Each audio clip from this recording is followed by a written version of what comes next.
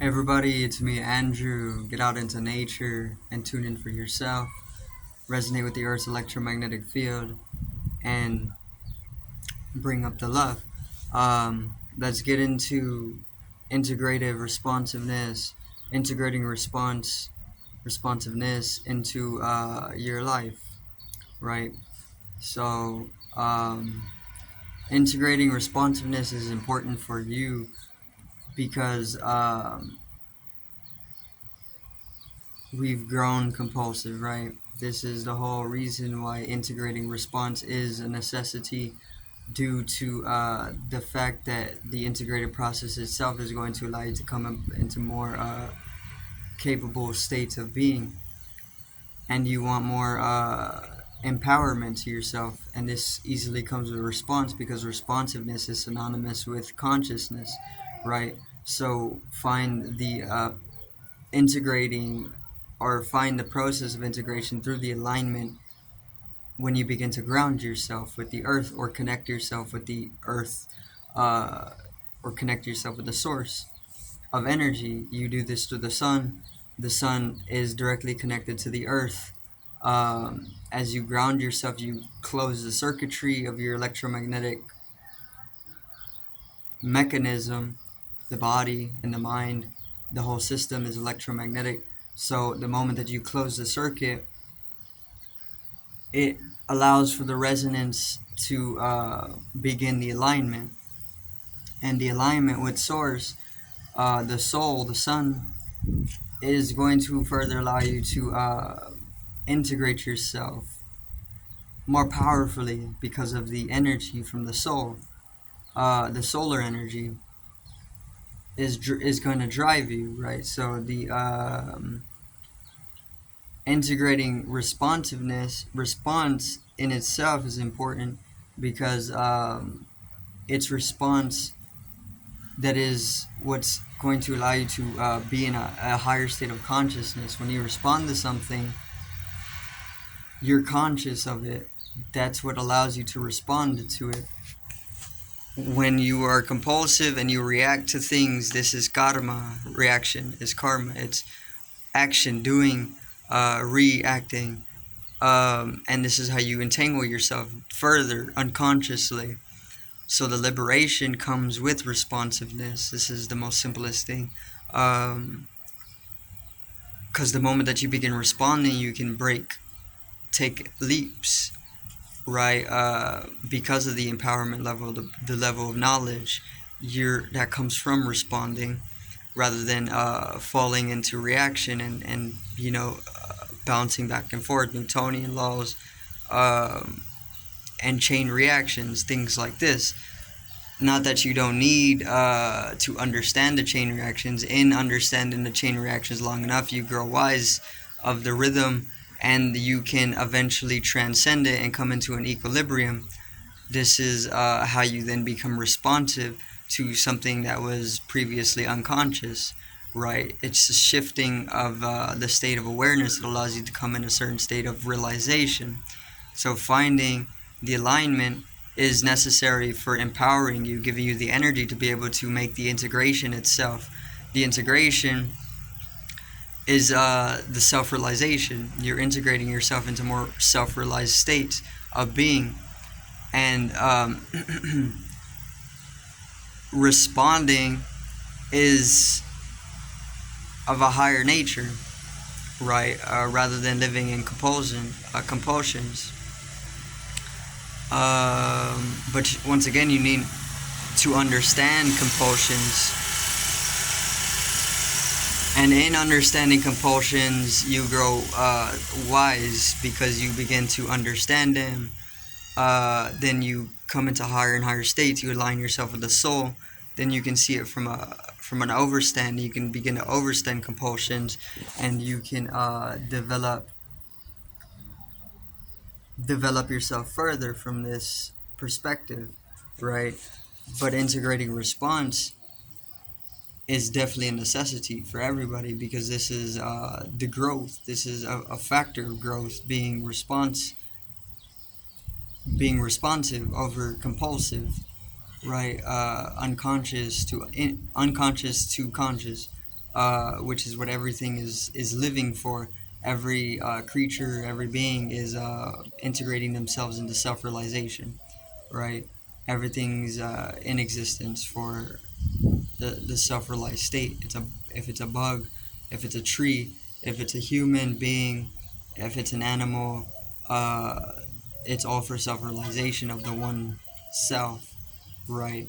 Um, so integrating response, once again, this is a natural growth factor, so it's going to happen of itself.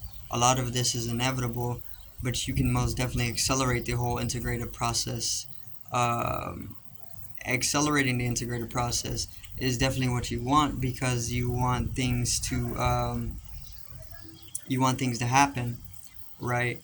You don't want to have to wait more lives. You don't want to have to wait longer than you need to, when you have the potential to do it here and the now, right? So coming into the here now and integrating more response into your system is going to allow for more capability of the system to flow, um, and integration of the unconscious to the conscious, right? This is you need to integrate the shadow. You need to respond to the shadow. The shadow likes to take form in the shadows, right? Um, don't allow the unconscious reactions to bring you down into lower states of fear, but more so learn to observe consciously and responsively respond to whatever it is that throws you off balance or off center, and you can begin to understand it. Once you understand it, you can begin the process of ascension or transcending whatever may have been throwing you off balance, right? So response is very important for being able to dive into processes like that, to be able to bring in a holiness to oneself, or a balance to oneself. Um, Oneness, interconnectedness, shifting into the realization and the perception of interconnectedness uh, easily comes with responsiveness, in order to see the interconnectedness of things, or whenever you are in the realized state, and things are interconnected, which they are, or things are always interconnected. But once you begin to see this, response is a natural way of being able to see through that type of perception, or into the truth of things, right? Truthfulness is responsiveness, right? When you're truthful, there's no need to react to things, but you allow the flow, which is responsiveness. Responsiveness is like water, right? Um, so reactions is karma, action. Uh, you can get caught in reactions, and you can live in cycles, reality tunnels. You can get caught in these, and you can grow unconscious. But when you observe the pendulum of it, the swinging, the rhythm, it allows you to shift into an equilibrium, and this allows you to um center yourself, right?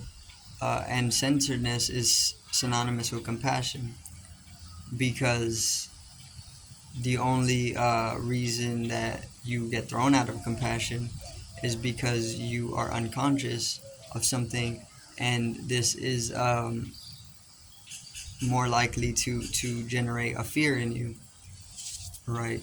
So with consciousness comes compassion. Consciousness is synonymous with love, uh, unconditionalities, right? Which is the center, the heart. So living in the heart chakra is compassionate, or compassion is uh, altruistic, showing connection to everything and living in the perception of oneness, where you treat every being as it's yourself. You don't go damaging yourself because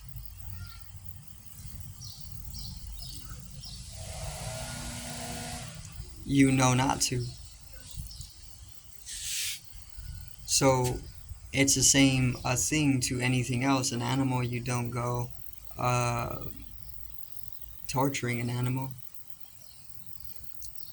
but you treat it as yourself because it's a reflection of you, because everything is one. Looking in at the soul, looking in at the environment, you're looking in at yourself, your own body. So you respond to it instead of unconsciously or compulsively lashing out, right? But even that, you need to observe. It begins with the observation, which happens of itself.